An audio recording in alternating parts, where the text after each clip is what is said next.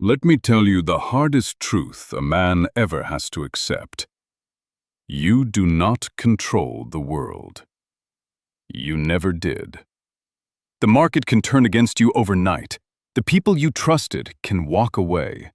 The plan you spent years building can be swept off the table by a single event you never saw coming. And here is what most men do the moment the storm hits. They panic. They scramble. They pour all their energy into controlling the one thing no man has ever controlled: the chaos outside. So today I want to offer you a radical shift. Stop trying to control the unpredictable events of your life. Start anchoring your identity in internal stability instead. Because true power was never found in changing your circumstances. It was found in the emotional fortitude that keeps your agency untouched by the storm. We're going to take your raw instincts, the panic, the flinch, the reaction, and forge them into calculated composure. And that composure becomes the ultimate armor against an uncertain future. Look at the man who has no inner stability. His whole mood is on loan from the outside world. Good news comes, and he soars. Bad news comes, and he collapses. Because his identity lives out there, in his bank balance, in other people's opinions, in outcomes he cannot command. He is never safe. That is not a man. That is a leaf in the wind that happens to have a heartbeat. Now consider a man who understood chaos better than you or I ever will. Epictetus was born a slave. He owned nothing, not even his own body. Another man held total power over his circumstances. And out of the lowest position a human being can occupy, he built one of the most powerful ideas in all of history. He taught that some things are in our control, and some things are not. Your judgments, your choices, your responses, those are yours. Everything else, your reputation, your body, the outcome of all your effort, belongs partly to forces that have never even heard of you. The slave understood what the free man keeps forgetting. You will never control what happens to you, but you can always control what you become in response to it. And that is where the real battle is fought. Not out in the world, but in a single, silent space. Between the thing that happens to you and the thing you do about it, there is a gap. A pause. For most men, that gap does not exist. Provocation comes in, and the reaction fires out, instant, raw, animal. Someone disrespects them, and the rage is moving before the thought arrives. The market drops, and they panic sell before the mind catches up. Mastering your life means mastering that gap. Learning to stand inside that silent space and choose your response, instead of letting your instinct choose it for you. The man who owns the gap between provocation and response owns himself. And a man who owns himself cannot be conquered.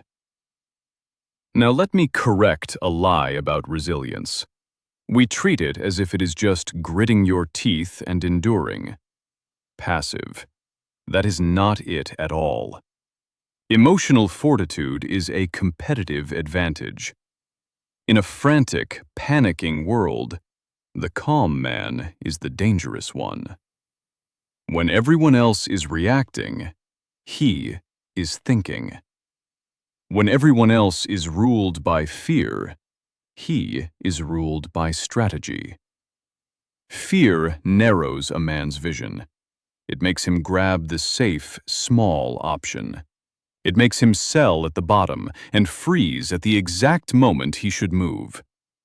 But the man who has detached his emotions from the outcome sees the whole board clearly. He assesses the real risk instead of the imagined one, and he makes the bold move while the fearful men run. Because a loss does not threaten his identity, it only threatens his position. That is the edge almost no one has. Not more information, not more talent. Composure. And it is what makes your vision survivable for the long haul. Because the man who falls apart at every setback never lasts long enough to win. So how do you build it? You change the story you tell yourself about hardship. A thinker named Nassim Taleb gave us a word we badly needed. Anti-fragile. Most people understand fragile, things that shatter under stress. And they understand resilient, things that take a hit and stay the same. But Taleb pointed to a third category, and it is the one you want to become. The anti-fragile does not merely survive disorder, it gets stronger from it. Think about your own muscles. They do not grow in comfort. They grow when you tear them under a weight that is trying to break them, and they come back harder than before. Your emotional strength works exactly the same way. Every disruption, every setback, every unfair blow is not just something to be survived. It is the load. It is the resistance that builds the muscle. The man who understands this stops flinching at chaos because he knows chaos is what forges him. He stops asking the question that keeps men weak. Why is this happening to me? That question turns you into a victim, small and helpless, waiting for the world to relent. So he asks a different one. How is this sharpening my response? What is this making me capable of that comfort never could? Same storm.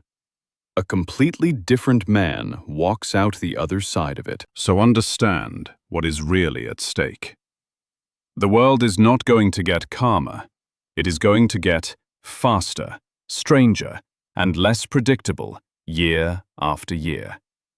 You cannot build a wall high enough to keep the chaos out. There is no set of circumstances stable enough to protect you, because circumstances are the one thing that will never hold still. So stop building walls out there. Build the one fortress no event can breach. The stable core inside you that watches the storm roll in and does not move. That is the only true defense. Not control over the world, which you will never have, but mastery over yourself, which no one can ever take. Anchor your identity there, in what you choose and who you become, and the storm can rage as hard as it wants. It will find nothing left to break. Become the calm the storm cannot touch.